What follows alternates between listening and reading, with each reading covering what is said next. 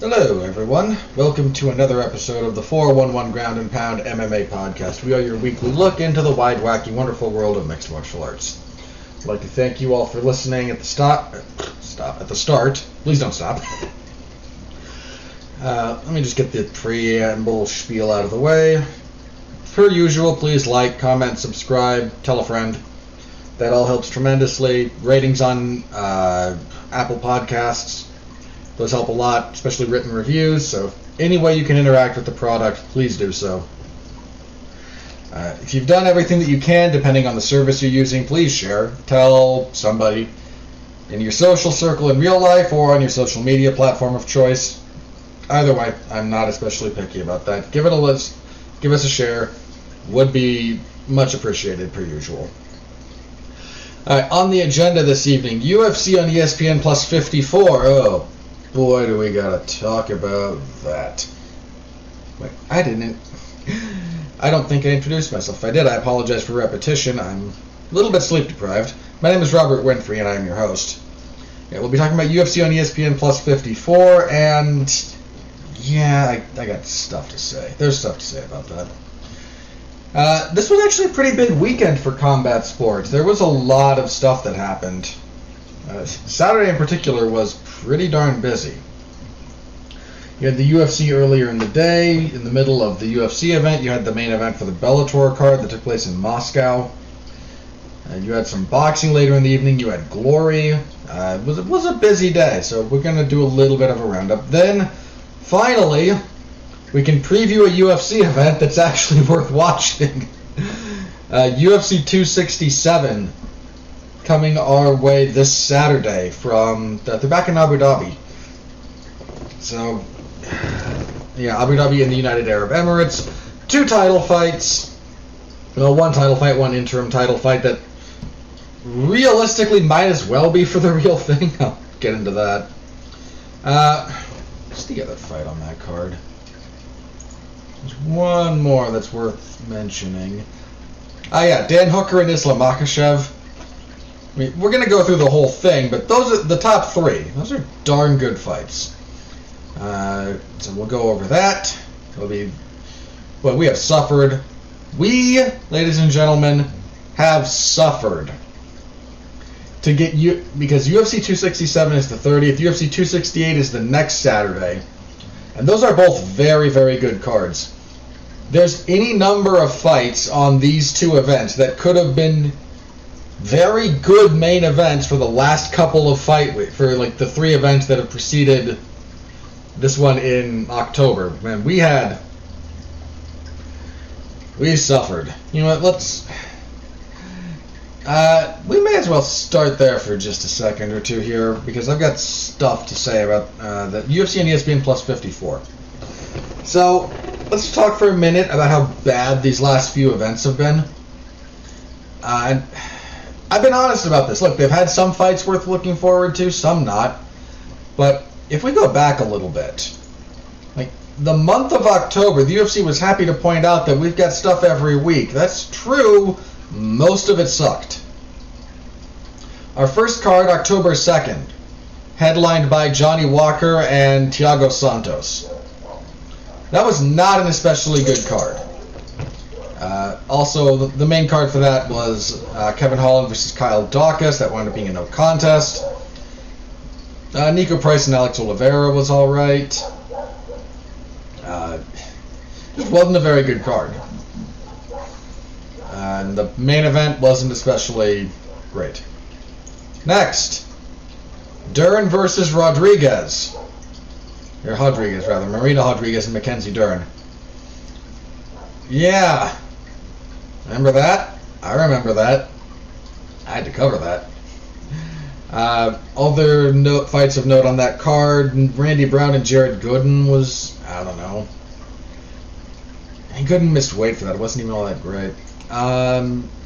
Matthews Nicolau and Tim Elliott was not a bad fight. But not a whole lot else to talk about on that one.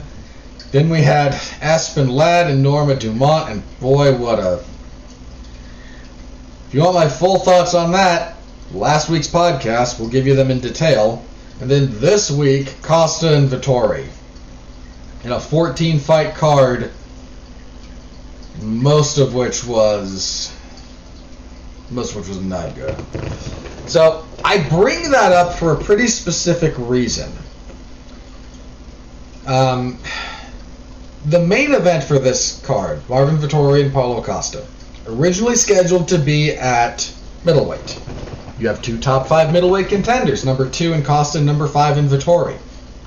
Two men coming off of failed bids for the middleweight title. Costa was rather famously stopped in the second round, and Vettori went all 5 rounds but didn't win a single one of them, I seem to recall. I certainly didn't give him one. And they're just trying to maintain their place, rebound from bad fights, from bad performances, not bad fights. I mean, Adesanya and Vettori wasn't exactly a barn burner, but I wouldn't call it bad. And we get to fight week. A couple of days after the podcast, I want to say it was Tuesday or Wednesday, I can't remember which one. Paulo Costa publicly says, I'm like 211 pounds, I think it was, and I can't make 185, so hopefully we can do a catch weight thing, because I can't make middleweight. And okay. So they settle on I have thoughts about that, but so they settle on a catch weight of 195, with Vettori getting 20% of Costa's purse. That lasts for about a day, maybe even less than 36 hours. Then, no, it's got to be light heavyweight, and both of them weighed 204. But, oh man, if this were a real fight night, by which I mean one that had a decent supporting cast of fights, there's no way the UFC would have potentially... I shouldn't say there's no way. It's significantly less likely the UFC would have caved to this myriad of demands. They would have just fired the guy. That might be a bit of a stretch, but they certainly would have removed this fight, and they would have just said, sure, next fight up is the main event. But there's no way they were going to main event this card with Grant Dawson and Ricky Glenn. They're just not. So Costa kind of got to have his way with that. And look, I'm going to say this. I don't know what went wrong with his prep or in his weight cut. I genuinely don't.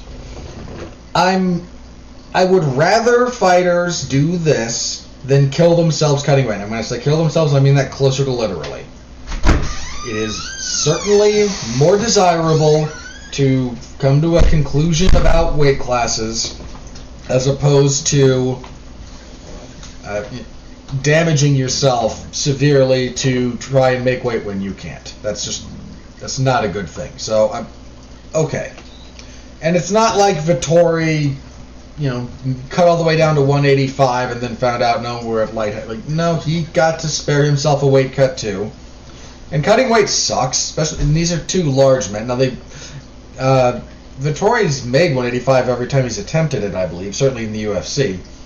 So it still just sucks. So not cutting as much weight was, I'm certain, kind of a welcome relief. But if you sign on the dotted line to fight at 185, and you show up to fight week at 211, give or take, like, again, I'm willing to acknowledge that I don't know everything, and there may have been some very, very legitimate reasons that this happened, but boy, does that reek of unprofessionalism.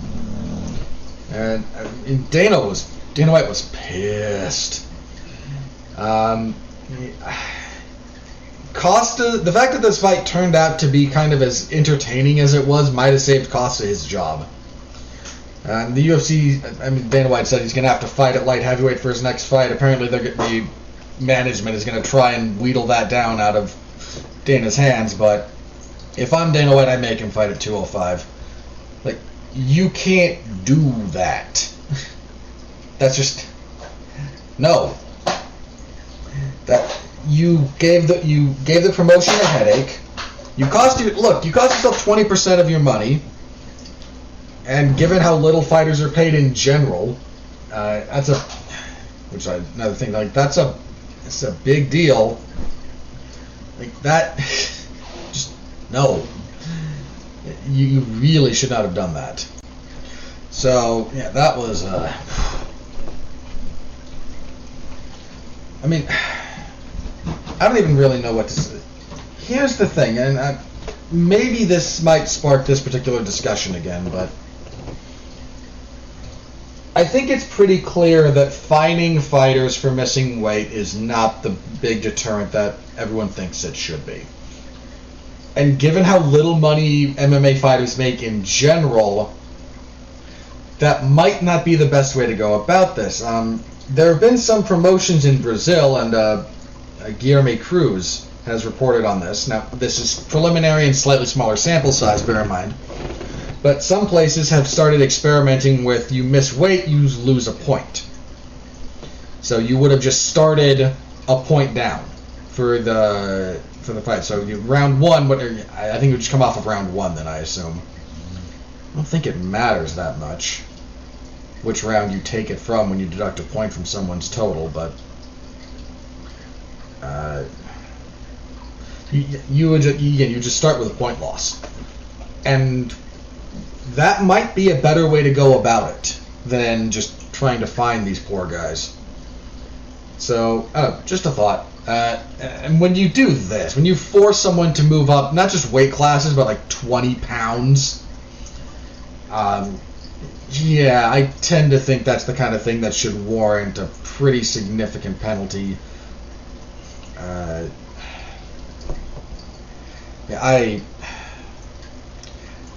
If you're the UFC, I think Dana White's correct. You make the guy take at least one fight at light heavyweight. And given how vindictive the UFC can be, you'd put him in there with a big guy. Not the cost is small, but you want to fight. You want to screw around with your weight on this particular issue. Here, fight someone fight a giant at light heavyweight. And then as some kind of twisted motivation. The UFC has certainly done things like that in the past. So, then again, I wouldn't be shocked at all if Dana White flip-flops either. He's done more than his share of that in the past, too. And again, the other point, if this was a card that had a decent supporting cast, I already mentioned this, but there's no way this would have flown. But every decent fight for the month of October was basically packed into the 30th. So it was packed into UFC 267 or UFC 268, the first show in November. And, when you thin out your product this much, when you dilute it, you wind up with a lot of really watered down cards. And that gives the occasional bigger name player who fights on them a lot more leverage, and the UFC does not like to be leveraged. Again, I don't object to Paulo Costa doing what's best for his health. But if his health is at a point where 185 is no longer all that reasonable a cut, well, then you just fight at light heavyweight. And you lament the lack of 195. There's plenty, which happens. There's plenty of guys who lament the lack of 165, which should be a division. I'm a little less sold on the necessity of 195, but I could be persuaded. If we went, if you bump welterweight up to 175, then you have 150, then you add 165, then you're at 125 up through 205, and then heavyweight just 205 and above is fine for. I don't know that I don't think there's much call for a cruiserweight 120 pound cap weight class. Would that be cruiserweight? I think cruiserweight usually comes above light heavyweight. So, sure, for the sake of argument, let's just call it cruiserweight. Again, no one's really calling for that, but, could I be persuaded that 195 and, a 165 weight pound classes might be beneficial? Yeah, I probably could. 165 in particular, we know the roster can handle that particular split. As for the fight itself, This was a decent kind of... I don't want to call it too sloppy, because I think that's a disservice to both guys, but this was not a technical masterpiece. They just kind of punched each other a lot. Whoever was moving forward tended to be the one doing the lion's share of the winning. Vettori had a good first round. Costa in the second round. He won the second round in my eyes, but he also got a point deducted for an eye poke. Pretty sure it was an eye poke. Yeah. So he only got that one 9-9, and then the only other round that I thought Costa won was the fifth. So final scores of 48-46 across the boards, which was my scorecard as well. I was a little surprised Vettori didn't do more wrestling earlier. He was content to just kind of play southpaw to Costa's orthodox, and they traded punches. I think Vettori's ability to manage the distance took some of the sting out of Costa's blows on occasion. Costa's also, unless he's really going hard for the finish, he's not a volume guy. He's a couple at a time. He was landing some really nasty body kicks. And I mean, it's kind of a joke if you watch what Israel Adesanya did to Paulo Costa. But one of Costa's only weapons at legitimate range is that right kick. And the fact that he doesn't have anything else is partially what led to Adesanya just happily kind of styling all over him, for want of a better expression. Neither of these guys showed tremendous cagecraft. So, again, whoever was going forward was kind of the one that was winning. The other guy would just kind of put themselves on the fence without too much difficulty. Vettori just kept a higher pace. I mean, these two combined for the highest, I think the highest significant strike totals thrown in UFC light heavyweight history. I think Vettori set the single fighter record, and Costa the set. Like, those two are now 1 and 2 for most strikes thrown in a single fight at light heavyweight. They kept a pretty good pace. I do want to give him credit for that. Costa's gas tank is weird in the following way. He starts out hot, then drops off, but when he drops off, he drops down a few levels, and then I don't think he really drops much more than that. He got pretty badly tired here. But between Vettori he wouldn't say completely abandoning it, but he didn't go to the body the way that maybe you really should have considered against a tiring fighter. And so Costa just kind of deserves some credit in that particular respect for managing his gas tank once he drops. Everybody drops after the first round, very few exceptions. Sometimes people drop after. Sometimes you have a slower first round, not because your cardio isn't in place, but because you're making reads on your opponent. But he dropped, but he kind of rebounded a little bit towards the end of the fight. His cardio was a little bit like a U, if you imagine it on a graph. Starts out really high, dips, and then kind of rebounds at the end. Or, if you want to use the graph, starts high, drops, but then kind of stays flat after that first drop. And, I mean, I thought he was dead tired in the third. He looked dead tired in the third, but he just kept on chugging. So, and that deserves credit. These two guys fought at a clip. They fought at a pretty high clip, and other people would have melted. And Costa didn't melt, so kudos. Vettori got rocked pretty badly, and I think it was the second he got caught with a head kick, but he just ate it. The man has a chin of granite. He ate some serious shots here. But ultimately, Vettori just kept a high enough pace, won enough rounds, got the win. Good for him, I suppose. I think under normal circumstances, this might have been fight of the night. I was surprised it didn't get fight of the night. That went to a fight earlier on, but they gave Vettori a performance of the night bonus for this one. And since Costa, I can't say the guy missed weight because they agreed to fight at light heavyweight, but there's no way the UFC were going to bonus that guy. So they didn't give this fight of the night. which it probably was, but then again, the one they gave it to might have just been more towards Dana White's personal taste, which is all that distinction comes down to. Let's be honest about that.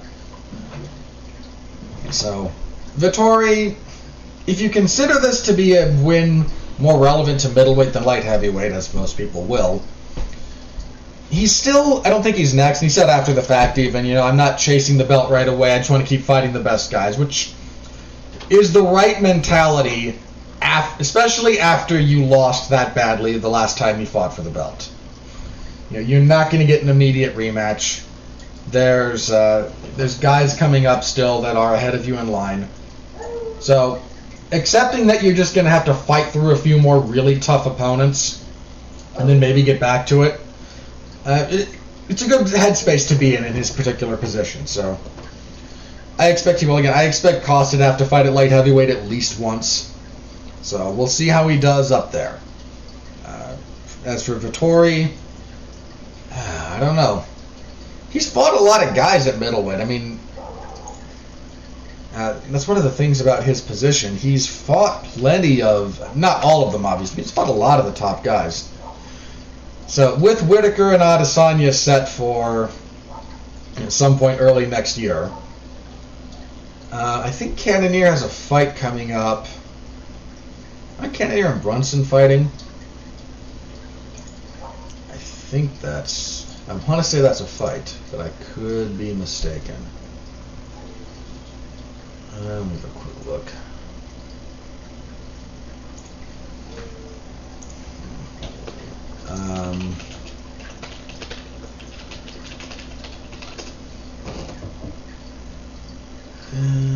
Yeah, they're set to fight in January of 22.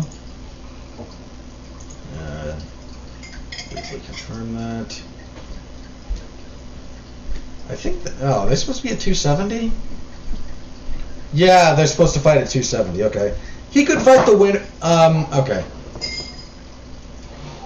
I don't think he can fight the winner of that. I think the winner of that probably fights for the belt, fights the winner of Adesanya and Whitaker.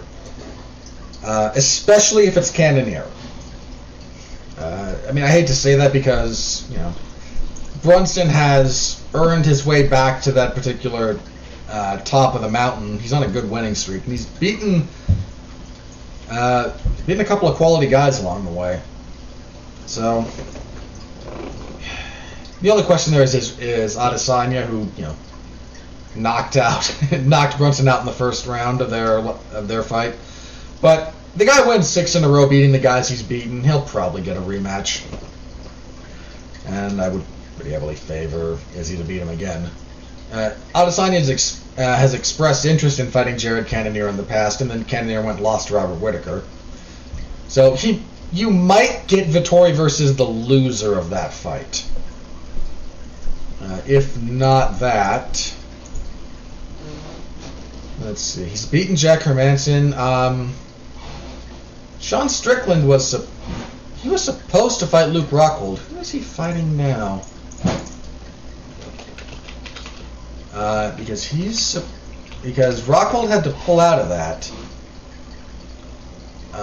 But I think someone stepped in. That's for 268. Let me see if they've announced that. I think they did. No, they haven't announced a replacement for that yet. Assuming there's a replacement and assuming Sean Strickland wins, Strickland and Vettori could be something. Look a lot like this in some respects, but Strickland throws a lot more volume than Costa does, and I think we'd see a lot more wrestling out of Vettori in that fight, but who knows. If they can't find a replacement for Strickland, maybe they just make the fight I don't think Vettori should fight at UFC 260 yet. I want to be clear about that. That's too close to this fight. But, you could maybe bump that a little bit and then maybe just do Strickland and Vettori. And that wouldn't be the worst thing in the world. Again, they're going to try and, I think they're going to try and keep Strickland on that card So we'll see if anyone steps up to fight him on short notice. But that's definitely a possibility. So it's not like there's no fights for the guy, but he's fought a fair number of people on his way up too. So, well, we're gonna have to wait and see how the next couple of events play out to gain a little bit of clarity at middleweight. So, but I think Vettori very much held his place. If nothing else, he's still gonna be a problem for upper rank middleweights. Those guys I would favor to beat him. If he got a rematch with Adesanya, I'd favor Adesanya. I'd favor Whitaker to beat him.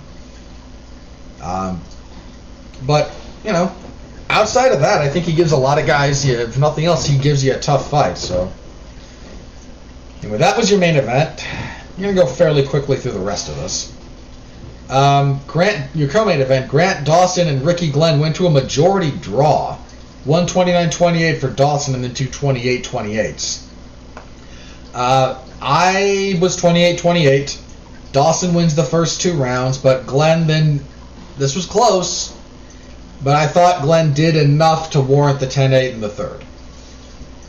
Dawson's a very good wrestler.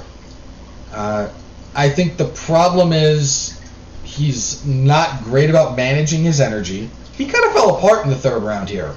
I mean, he started pulling half guard. Like, you need a plan B against someone like Ricky Glenn. Ricky Glenn's a veteran. He's been there, done that, got the t-shirt, man. He's been everywhere. He's fought everywhere. He's fought a lot of tough guys. He's not unbeatable, but if your game plan is, I'm just going to take you down and then be the better grappler, you better understand that you're in for a long night. You can get him down, and you can out-wrestle him. But finishing him is very, very hard, and you better be ready to do that at a decent clip with good facing resistance for 15 minutes. How many times has he been finished? Okay, once very early in his career. And then once when he fought Lance Palmer in the World Series of Fighting, when he lost the featherweight title. When he beat Georgi Karakhanyan, that was a pretty big deal.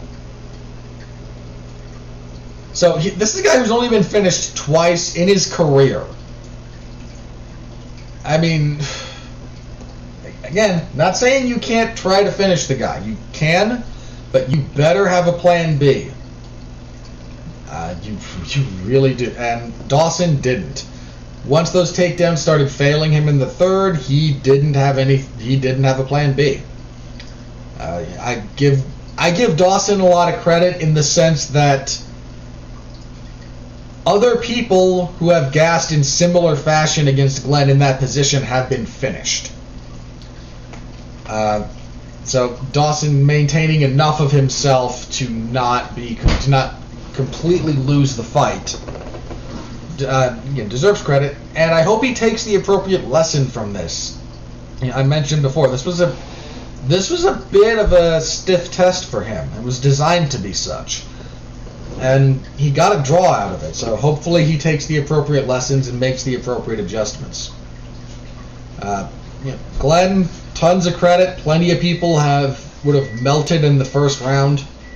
He stayed composed. He stayed active. He stayed in the fight and salvaged. This very easily could have been a loss. In fact, for a lot of people, it would have been. A lot of people against Dawson in that third round, they would have won the round, but they wouldn't have done what was necessary to warrant the 10-8 and force the draw. So, Rick Glenn, still no one to trifle with. Let's see. Jessica Rose Clark defeated Jocelyn Edwards via unanimous decision, 230-27s, 129-28. A lot of lay and pray from Clark here. Her takedown game has improved a lot, and that deserves a ton of credit. I think she's still kind of figuring out how she wants to marry takedowns with top control and passing and ground and pound and finding the right balance. Here she just favored a lot of control instead of a lot of damage, and look, figuring out the equation in that particular sense is a difficult process. She didn't quite find it here. She still won and was coming off of an almost 2-year layoff, so I'm not going to throw too many insults. This was a very boring fight. I'm going to call it like it is in that respect. But I also kind of expect she'll find a bit more space for offense in her next fight. Then again, maybe not. Who knows? We'll find out, but that's kind of my expectation at the moment. Alex Caceres defeated Sung Woo Choi via rear naked choke, 3:31 of the second. A lot of up-and-coming guys fighting some stiffer competition here and falling a little bit short. Dawson not being able to hold it together against Glenn. Here we have Choi falling against Alex Caceres. Caceres is a weird case study. I looked at this. He's been in the UFC for over 10 years. And it's rare to find that kind of longevity. Here's the other side of that particular coin. I'm going to read off in a minute all of his UFC wins during his 10 years here in the UFC. There was a time when he was the worst fighter in the UFC. I feel pretty confident about that. That hasn't been true for a while, but there was a period of time when it was. Now, I want you to, if you can, off the top of your head, tell me the best person that Alex Caceres has beaten. And I'm going to be a little bit surprised if you can remember almost any of his wins. And so, for the record, let's just start at the beginning. He starts his UFC career with 2 losses. So the following are just his wins from 2011. His first UFC win came in November of 2011, so almost exactly 10 years. So his only wins for the duration of his UFC career. They are as follows: Cole Escovedo, Damasio Page, Montanobu Tezuka, Roland Delorme, Sergio Pettis, Masio Fuin, Cole Miller, Rolando D, Martin Bravo, Steven Peterson, Chase Hooper, Austin Springer, Kevin Kroom, and Sung Woo Choi. Now, probably the best win out of that group is Sergio Pettis. That came back in 2014. And frankly, if they fought again today, I would probably favor Pettis. But, some wins age better than others. This is a guy who has spent 10 years in the premier mixed martial arts organization doing a combination of weeding and enhancement jobs. I mean, not everyone he loses to is great. He has some losses on his record that are not. He lost his UFC debut to Mackin Semizer. He then lost to Jimmy Hedis. Neither of those gentlemen lasted long in the UFC. He lost to Uriah Faber. Fair play. He lost to Masanori Katahara, who left the UFC not all that long ago, I seem to recall. Double check Katahara. Yeah, he got cut back in 2016. Why did I think he was fighting more recently than that? Whatever. So Kanahara, it was Kanahara's only win in the UFC. So one of those not so great losses. Francisco Rivera knocked him out. Yair Rodriguez, who the UFC keeps trying to make a thing. Jason Knight, who's no longer with the UFC and is now doing the bare knuckle thing. Wong Guan lost a split decision to him. Don't even know what happened to that guy. I don't think he's in the UFC anymore. And then his most recent loss was to Kron Gracie, where he was submitted in short order in the first round. But this guy is like, I'm going to make a pro wrestling comparison here. And I don't know that you're going to think of it all that kindly, but hear me out for a sec. Hardcore Holly, Bob Holly, was with the WWE for a stupidly long period of time. In fact, let me have a look, just so I can be specific about this. He signed with the WWE in 1990. No, it was 91. Sorry, 91. My apologies. At the time it was the World Wrestling Federation. He stayed with them from 1991 through 2009. He was there for 15 years and had one cup of coffee with the Intercontinental title. They made some hay out of him essentially breaking his neck when he sandbagged a Brock Lesnar powerbomb.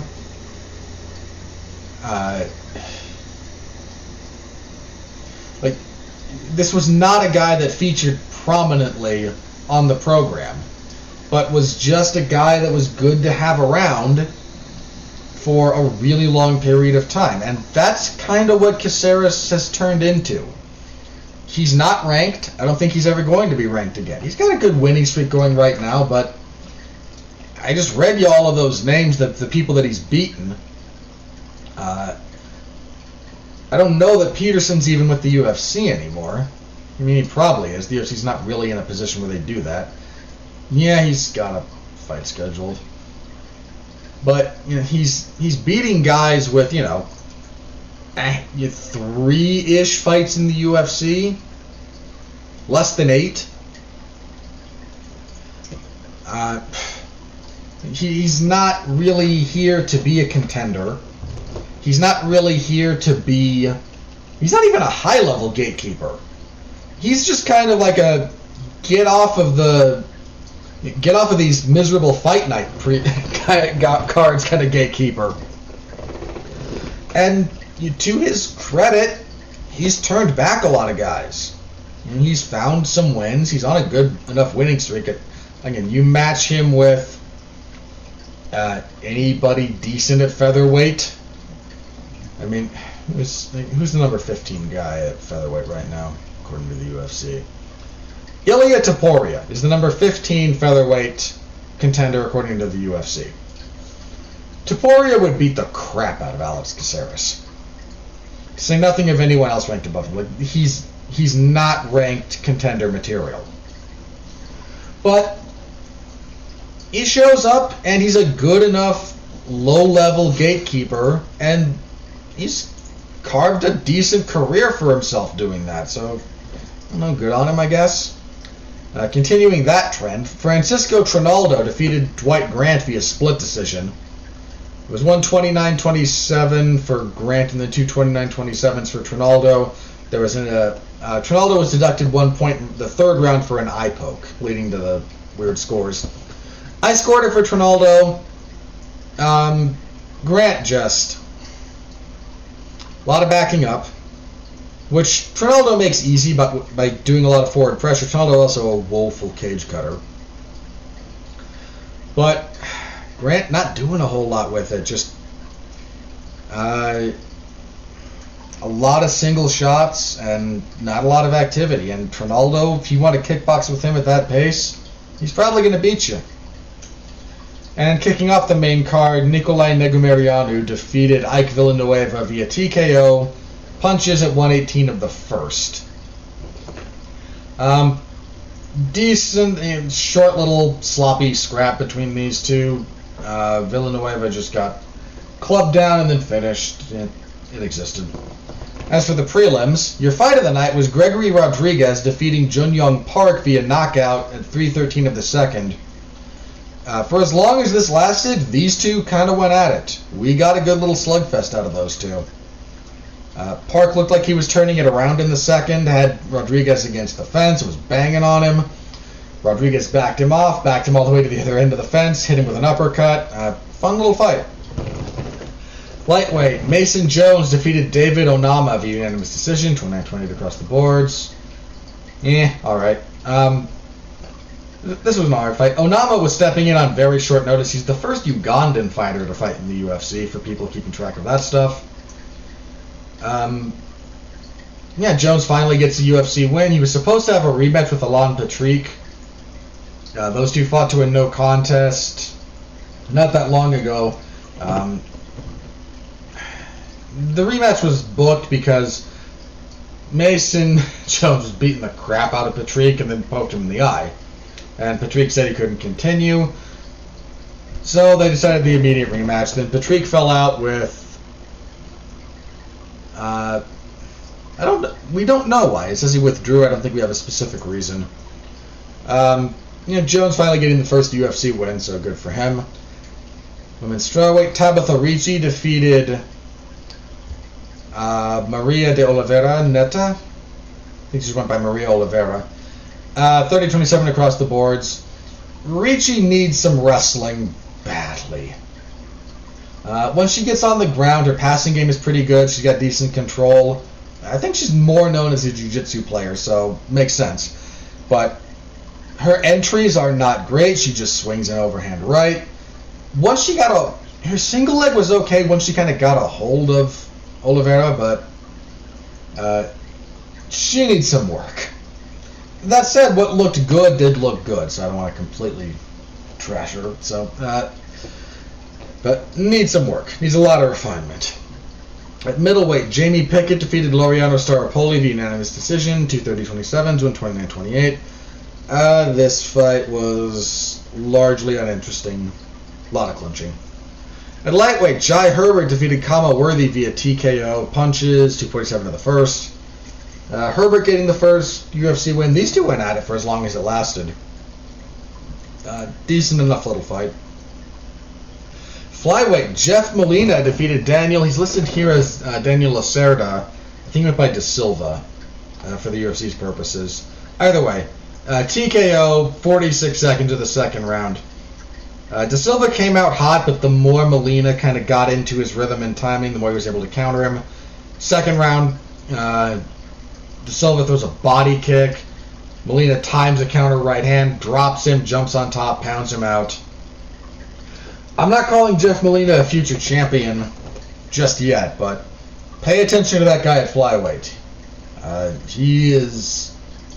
There is something there. So, women's strawweight, Randa Marcos defeated Livia Renata Souza via unanimous decision, 230-27 to 29-28.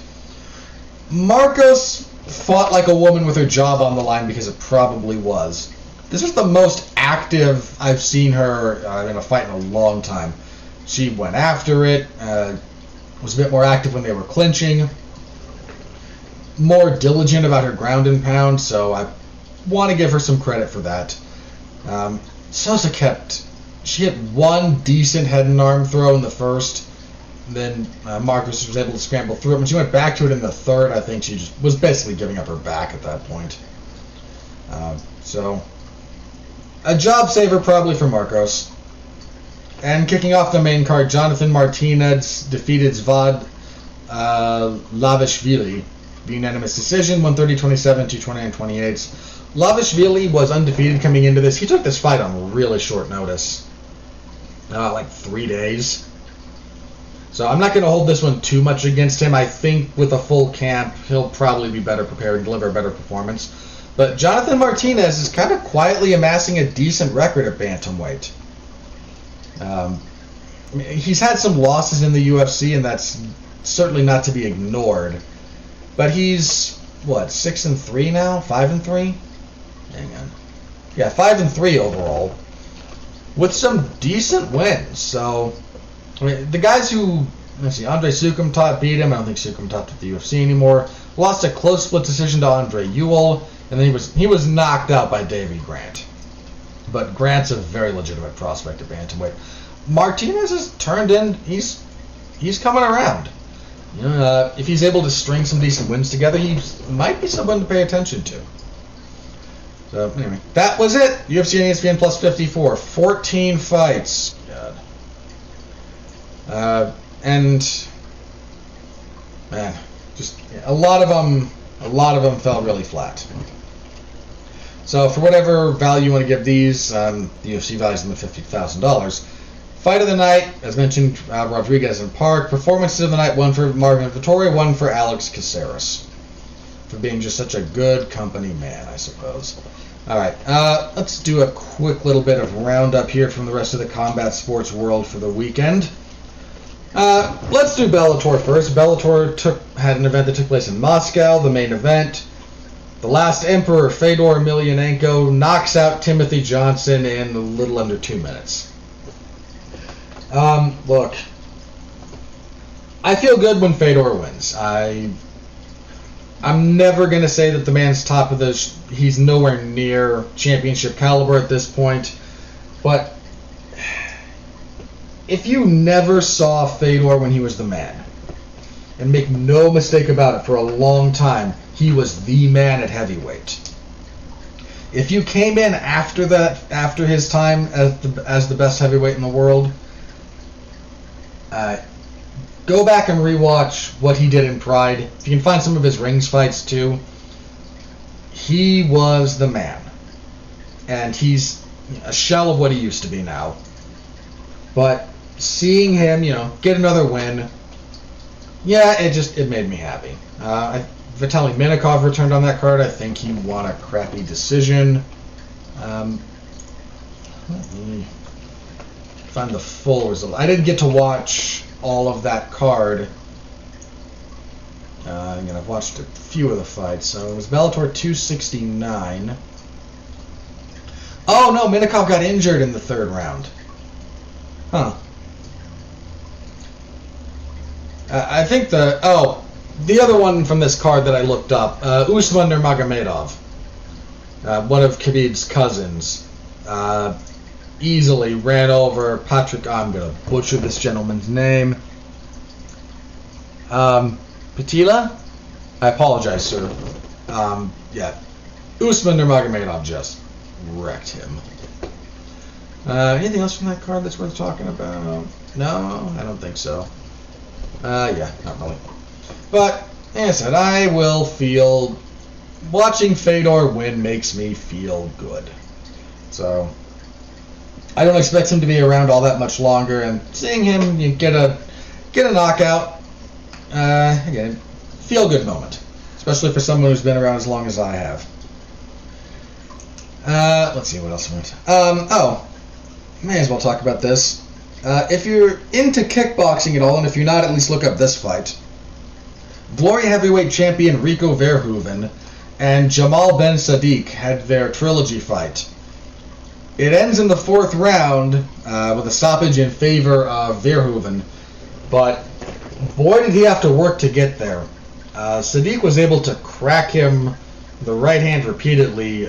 Rico's left eye cut under the left eye and badly swollen. Could have been a fight stopper, to be quite candid. Those two had a fight, man. They had a heck of a fight. So Rico remains the heavyweight king, but had one of the better kickboxing fights of the year for Glory. This was pointed out. I think I heard Jack Slack point it out, and I think it's true. One championship is more a kickboxing promotion masquerading as an MMA promotion. They don't have a lot of great MMA fighters. They have some. But if you look at the middle divisions of kickboxing, this is somewhat relevant because last week, 2 weeks ago, recently, either way, I think it was Giorgio Petrosian who got knocked out via head kick and his jaw was broken. One has not the super lightweight guys, and not the heavier guys. I think Glory has has both of those. But anybody kind of in the middle there,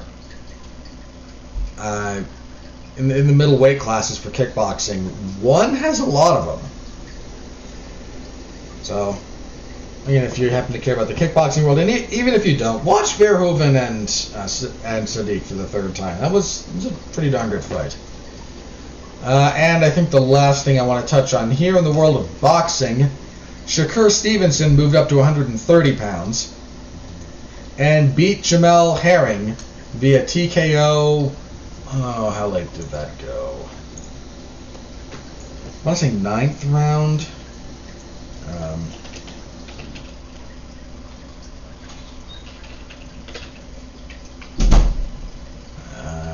Quick check. 10th, sorry. Yeah, I knew they didn't get into the championship round in boxing. That's 11 and 12. But it was late. Decent enough stoppage. It was a fine enough fight. Shakur Stevenson has fast hands, good power, very, very, very good defensively. He slowed down a bit as this fight wore on, not tremendously, but he stopped moving as much as he was earlier. I don't know if this was purely an energy thing or just a stylistic choice. But when Herring found some success, it was pushing this fight into the clinch, into the infighting position, kind of making it uglier. But Stevenson acquitted himself well there as well. So, yeah, he was moving up from 126, which is featherweight in boxing, to 130. A lot of the money fights for these guys are going to be in for boxing as far as the lower weight classes are. 135 lightweight is usually got some good money fights. Some guys maybe more in the 140-ish range. I know Teofimo Lopez is planning on moving up to 140, I believe, after another fight or two at 135. If Shakur Stevenson wants to fight some of these other guys around that same weight class, Devin Haney's right around there. Some of the other guys. I want to say Terrence Bud Crawford, Errol Spence Jr. These guys they're not all right next to each other in terms of weight, but they're all kind of close enough to play around. And I think Stevenson wants to be kind of, not yet, but soon. I mean, the guy's only 24, so he's got plenty of time. But if he wants to be in that same space, he couldn't stay at 125. And I tend to think a lot of people are vacating 125 anyway because they're worried about Naoya Inoue potentially looking at 125 and going, you know what, why not give it a shot? Because I think Inoue... Yes, I think Inoue's fought at 125. I know he does more of his work around 120, though. I think he started at 118. Might even started lower than bantamweight. Anyway, neither here nor there. So Stevenson looked pretty good. Captured a world title at 130. Curious to see where he goes. Young, a lot of potential there. So someone to pay attention to if you weren't already in the world of boxing. Let's see. I think that's all from the kind of roundup section. So let's move on to what I expect will take up a chunk of time. UFC 267 this Saturday. The UFC is back in Abu Dhabi. As a reminder to all of you who wish to watch the card, the prelims start, I believe, at 10:30 a.m. Eastern Time. This is an early show here. It is prime time in the Middle East. Or Western Asia, if you prefer. So, it's free if you have ESPN Plus and are in the United States. So, it's a numbered event, just not having to pay for it. Those of us that have ESPN Plus, at least. Alright, yeah, we have suffered for this card, people. We have suffered. These last few events have been not good, and some of the fights on here could have easily either been main events or at least padded out some of those other cards. But your main event, for the light heavyweight championship, Jan Blachowicz will defend his title against Glover Teixeira. This might be the oldest title fight in UFC history. I'm not sure about that, but but Blachowicz is 38, and Teixeira is 41. So a combined age of 79. Sorry. No, Glover will be 42 by the time this happens. His birthday is October 28th. So 80, a combined 80 years old, these two gentlemen, when they step in to fight for the UFC light heavyweight title.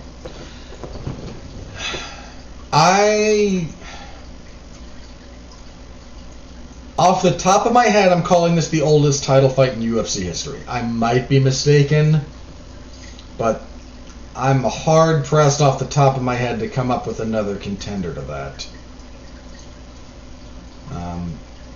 Maybe Randy Couture and Tim Sylvia. I have to double check how old Sylvia was at that point in time. But I'm fairly sure this is the oldest.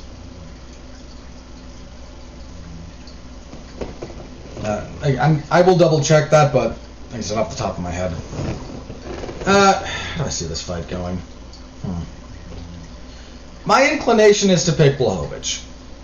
Glover Teixeira's striking isn't quite as samey as it used to be. His first run in the UFC up to his title shot against John Jones, his combination was always the same. It was right hand followed by a left hook. Didn't even set it up with a jab. It was just right, left hook, right, left hook. He threw that thing like 4 times at Ryan Bader and eventually caught him and knocked him out with it. But it was always the same combination. It's not quite that samey now, but it's still not. He's still not a diverse striker. He's got decent power. Where he's been doing his best work lately has been on the ground. He is very heavy on top. He's got a good passing game, and his control, if he gets you there, is quite good. Blachowicz, I think, hits harder. He's the more diverse striker. I tend to think he's technically better, but that's a little bit more iffy. Blachowicz is no slouch on the ground himself, but look, it's light heavyweight, and the same is true of heavyweight. With incredibly rare exceptions, the guy on top is the one winning. It's not a whole lot more complicated than that. You don't see a lot of great guard play and great sweepers in these weight classes anymore. Again, it's not that they don't exist at all, but they're rare. So if this goes to the ground, it's largely going to be about who gets top position more than anything else. So my inclination is Blachowicz. I'm not going to be shocked if Teixeira wins. I mean, it's light heavyweight. I don't care. This division it's dead to me. And my fandom has been more pleasant since deciding that I don't care about light heavyweight, for whatever that's worth. I favor Blachowicz, probably via stoppage. I give Teixeira credit for being fairly durable. I mean, again, the man's an old warhorse who just keeps chugging along. But he's been hurt. He's been hurt pretty badly at times. Thiago Santos rocked him pretty badly in their fight. I don't think Smith might have hurt him briefly. I have to double check. I honestly thought Nikita Krylov beat him. So, like I said, I respect Glover Teixeira. We'll probably get a watchable fight out of this, but I favor Blachowicz. Co-main event. I'm going to make a fairly bold claim here. This is the fight we should have gotten. Petr Yan will fight Corey Sandhagen for the interim bantamweight title. This was supposed to be Yan and Sterling in a rematch for the bantamweight title, which Sterling won from Yan over a year ago at this point. When did they fight? Sorry, not over a year. They met at 259. So early this year. Yeah, back in March. Where Sterling won the title via disqualification after Yan kneed him in the head in the 4th round when he was on the ground. I've talked about that situation at length. In this instance, Sterling had to withdraw. He's still having issues with his neck. And look, man, take the time, heal your neck. Your long-term quality of life is significantly more important. I wouldn't cry if the UFC stripped him of the title, but silly. I say this is the fight we maybe should have gotten because if you watched Jan versus Sterling, Jan was on his way to winning that fight. It was Jan's own boneheaded decision that cost him that fight, period. But if you, again, who was the better fighter? Jan. And I thought Sandhagen beat TJ Dillashaw. I scored that fight for him. No ifs, ands, or buts. So I think we sort of by accident arrived at the position that we should have anyway, with Jan and Sandhagen fighting for the belt. This is a heck of a fight. I think this is the best fight on the card. Whether it turns out to be that way in practice, we'll have to see, but this is a great fight. Sandhagen, very mobile, long guy, very scrambly based when it comes to the grappling. Jan's the better technician of the two when it comes to the striking. Will fight out of either stance. Jan accelerates his pace as the fight goes on, which is scary. It has led to him beating down and breaking many an opponent. Sandhagen looked okay going all five with TJ Dillashaw. I think the only counter argument here is that Dillashaw kept a decent pace, he also spent a lot of time trying to clinch and ultimately was able to sneak out a win via a lot of wall install with some knees thrown in. Jan keeps a higher pace throughout the duration of all 5 rounds. So we'll see how his cardio holds up under a slightly more rigorous testing in that respect. I'm going to say the same thing I've said about the previous fight. I have the guy I lean towards. I lean towards Petr Yan. I think he's the best bantamweight in the world. The best, however, lose on occasion. And I will not be surprised if Corey Sandhagen finds a way to pull it off. He's explosive enough. He's a little bit wild enough too. You know, you can't go. Petr Yan is not the kind of guy you go technique for technique with. Jose Aldo tried it, and Jose Aldo is an all-time great technician, and Jose Aldo couldn't do it. Not sustainably over a 5-round fight. You have to add in a little bit of the unpredictability, and Sandhagen has that. So my inclination, I lean Yan, but that's a great fight, and I'm very much looking forward to it. Also a great fight that I'm very much looking forward to at lightweight, Islam Makhachev fights Dan Hooker. This was supposed to be Makhachev and I think it was RDA. Yeah, they've tried to make Dos Anjos and Makhachev several times. Stop trying to make that fight. Please. Guys, no one cares. No one should want to watch Rafael Dos Anjos against another fence wrestler, ever. We know how that fight goes. Stop. Put Dos Anjos in there against guys that will provide a more entertaining fight. I don't need to see him and Makhachev. I just don't. My instinct here is Makhachev. Look, I give Hooker a world of credit for taking this fight. He fought against... who did he fight recently? Because it was very recent. He fought was it Bilal Muhammad? Nasrat Haqparast. And Muhammad fights at welterweight? Pretty sure. He fought Nasrat Haqparast, won a unanimous decision. Short turnaround, now he's fighting Islam Makhachev. If Makhachev gets sloppy with his entries, Hooker will time him. Hooker will push a good pace. Hooker's also not going to let him do some of the stuff that he normally does. Not to say that Makhachev can't still make it work, but he's not going to let him do it. One of the biggest things about Makhachev is how little he gets hit. That man absorbs less than one significant strike per minute. That is a ridiculous number for anybody. Makhachev is a better striker than Khabib in purely terms of his technique. There's a real argument to be had about whether or not Khabib's striking was better in the sense that Khabib's striking existed to set up his grappling.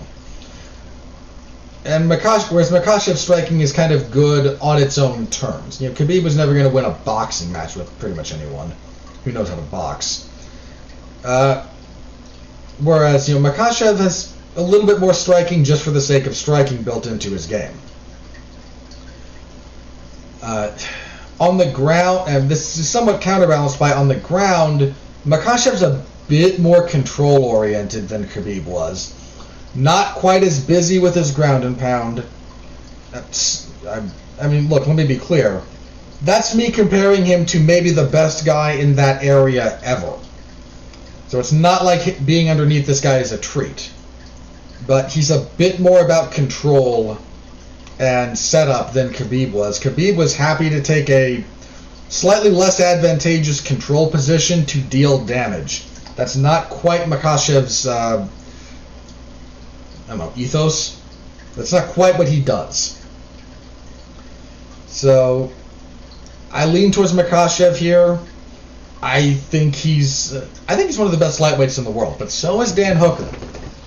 I just think this is a bad stylistic matchup for Hooker, but we are going to find out. I look forward to this fight. This fight could have, again, this is another one that could have easily been a main event for a fight night, and we all would have been happy. Let's see. Next up, Alexander Volkov will fight Marcin Tybura. I lean Volkov, but it's crappy heavyweights.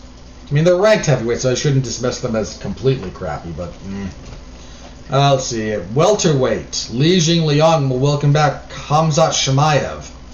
Chimaev returning after some pretty serious bouts with COVID. What's the Leech done lately? He beat Santiago Ponzinibbio back in January of this year. Only fought once in 2020. Well, he only fought once in 19, once in 2020. He'll get twice in 2021, but I mean, look, I'll give him a bit of a pass on not fighting much in 2020 because, well, pandemic. But he's 33.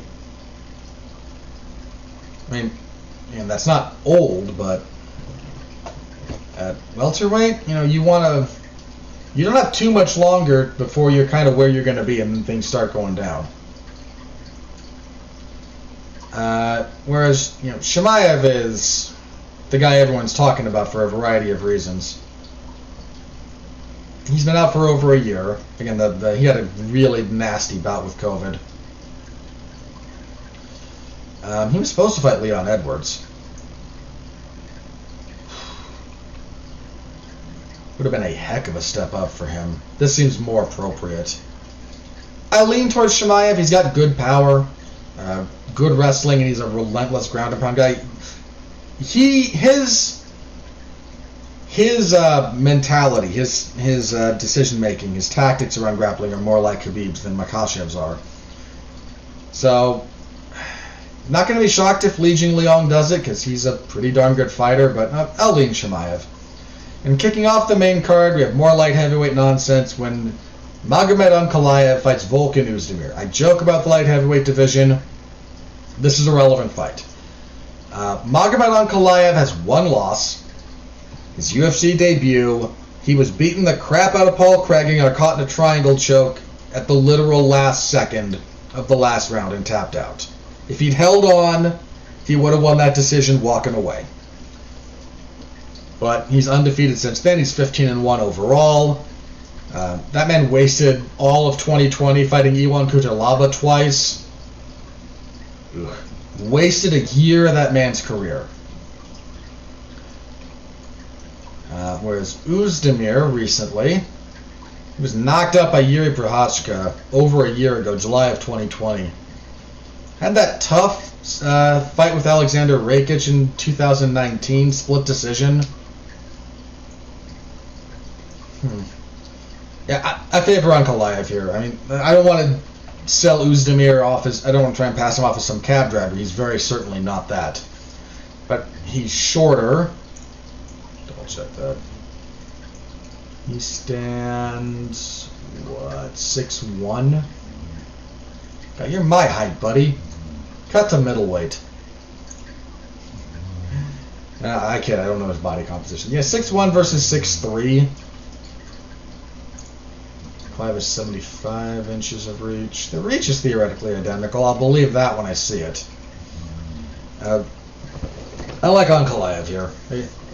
I'm not trying to dismiss Uzdemir as a nobody, like I said, but Ankalaev's a guy I think will probably feature heavily into the title picture sooner rather than later. So that's your main card.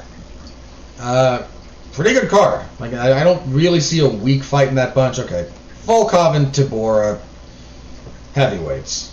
But other than that, even again, the much maligned light heavyweight, even Ankalaev and Uzdemir could be a very relevant fight in that division. If Ankalaev wins there, especially if he does so impressively, he might still need another win, but doing so in proximity to a title fight here, it's a pretty big opportunity. Let's see, as for the prelims, Amanda Ribas against Viana Jandiroba. I think about this actually. Jandiroba broke Kanako Murata's arm when they fought in that fight, which was earlier this year. Ribas, I think, is coming off of a loss. Yeah, Marina Rodriguez put a beating on her. I'm gonna lean towards Ribas, but this is not an easy fight. Featherweights, Ricardo Ramos and Zubaira Tukhugov. Tukhugov's had some setbacks. He needs this one in a pretty big way. Ramos is not... he's only got 2 losses in the UFC. To Said Nurmagomedov and Lerone Murphy. Okay, I kind of thought he lost the Kyung Ho Kong fight, but even if we added that, he's still got a very solid winning record. I'm going to pick Tukhugov, but he needs to sort some stuff out. He's had some issues his last few fights. Let's see, middleweight, Albert Duarev and Roman Kopylov. Go with Kopylov, I think. Light heavyweight, there's just so many of them on this card. Mikhail Oleksiejczuk and Shamil Gamzatov. Let's see, Gamzatov won his light heavyweight debut. Sorry, his UFC debut at light heavyweight. I think I'm gonna pick Oleksiejczuk here. I'm gonna lean Oleksiejczuk, yeah, but Gamzatov might surprise some people. Let's see, featherweight, Makwan Amirkhani, Mr. Finland, will fight Lerone Murphy, who I feel like I've mentioned already on this preview. Yes, I have. Murphy's undefeated. Had a draw in his UFC debut when he fought Zubaira Tukhugov. Knocked out Ricardo Ramos, beat Douglas Silva de Andrade pretty cleanly. Amirkhani, by contrast, is on a 2-fight losing streak. Just 1-3 in his last 4. Yeah, I'm gonna pick Murphy here. Middleweight, Hu Yaozhang or Hu Yaozhang? I think it's Hu Yaozhang. And Andre Petrosky. Petrosky's that big, muscled-up guy that was on the season of Tough that everyone wanted to be better than he is. Whereas Hu feels like they're trying to set up Petrosky here a little bit. Yeah, I'll lean Petrosky, but I don't feel good about it. Lightweight, Damir Ismagulov and Magomed Mustafayev. This is a darn good fight, actually. Ismagulov is 20-1 overall on a 15-ish fight winning streak. 4-0 in the UFC. Not beaten anyone of real note, and probably his best win thus far would be Thiago Moises. Yeah, that's probably true. Whereas Mustafayev, been out for a while. He fought Brad Riddell to a split decision loss in February of 2020. This is a guy I actually had some hope for. Here's the crazy thing. He's debuted in the UFC in 2015. Fought twice in 15, once in 16, and didn't fight again until 2019. When he defeated Rafael Fiziev. I think he's Fiziev's only loss in the UFC. Maybe ever. Yeah, ever. I'm leaning towards Ismagulov here. I think Mustafayev's lack of activity has been a problem. And I'm relatively high on Ismagulov as a general rule, so I'm picking him. And kicking everything off. I think kicking everything off. We have one announced bout that does not have a place on the bout. We'll get to that in a second. I imagine it will be above this one at some point, somewhere. Flyweight, Tagir Ulanbekov and Alan Nascimento. I keep confusing Tagir Ulanbekov with somebody else, or I confuse somebody else with him. I can't remember. I want to double check who he... There's a few guys with kind of similar names that fight flyweight, bantamweight. Ulanbekov is 12-1. One win in the UFC.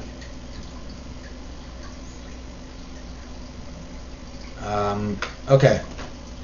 He's not quite the guy I was thinking of, but he's not the other guy I might have been thinking of who has a pretty terrible record in the UFC. Let's see. Nascimento, I think this is his debut in the UFC, yes. Yeah, I'll pick Ulanbekov here. And then somewhere on this card we'll have a welterweight fight between Elizeu Zaleski dos Santos and Benoit Saint-Denis. I have no problem picking Elizeu Zaleski dos Santos here. I think he was supposed to originally fight somebody else.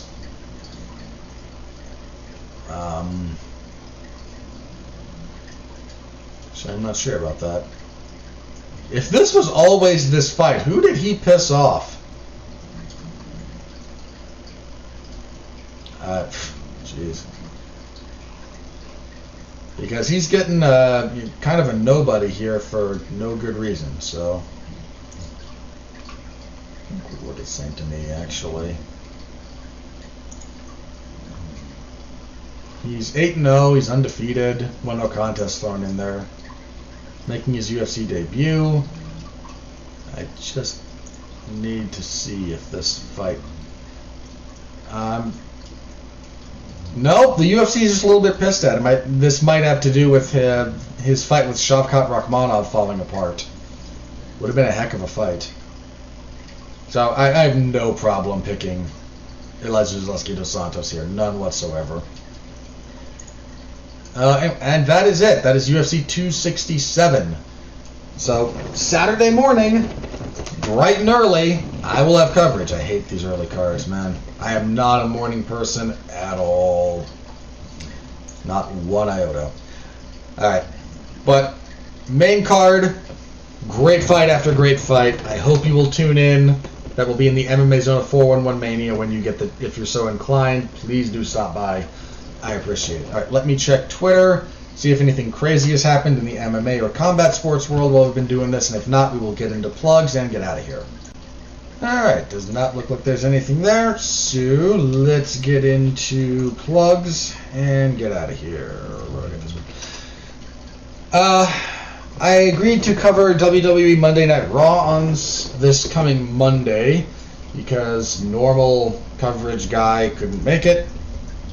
So God help me, I will sit through 3 hours of Raw. Yeah. After that I will cover AEW's Dark Elevation. Tuesday there will be a Damn You Hollywood for Denis Villanueva's Dune. The first part of, I assume, a 2-movie sequence dealing with Frank Herbert's epic sci-fi novel. So Mark and I will talk about that. I think there'll be some other people there. I forget who, so my apologies. I'm just spacing at the moment. But Dune will get the Damn You Hollywood treatment on Tuesday, so if you're interested in my takes on movies, follow along over there on the W2M network. I think I had something else this week. Hang on. Bunch of re-airs that I tend not to plug here for a variety of reasons. No, just Dune. Next week, however, so starting the 1st of November. And there's a Damn You Hollywood on Monday. There's Damn You Hollywood on Tuesday. There's going to be a triple feature that Friday. Yeah, it's a lot of stuff. That's a lot of stuff. And apparently I'm... Oh, when did What If get moved to? Because I got stuck hosting that. Ugh. Yeah, November's going to be busy. November's going to be real busy. So that, whatever MLW releases on Wednesday, and then SmackDown on Friday. So, yeah, that's what I've got this week. And UFC 267 on Saturday. Come back here next week, please. We will review UFC 267 and preview UFC 268. Another two title fight card. Not two fights. Two title fight cards. Kamaru Usman and Colby Covington 2 for the welterweight title. The strawweight title will be on the line in an immediate rematch between new champion Rose Namajunas and Zhang Weili. Justin Gaethje and Michael Chandler are going to try to kill each other. We're going to preview the whole thing. It's going to be great. Please come back and listen to the full preview to get my thoughts on that one. So with that out of the way, thank you all very, very much. I appreciate you. I will see you next week. Until then, stay safe out there and continue to be well, be safe, and behave.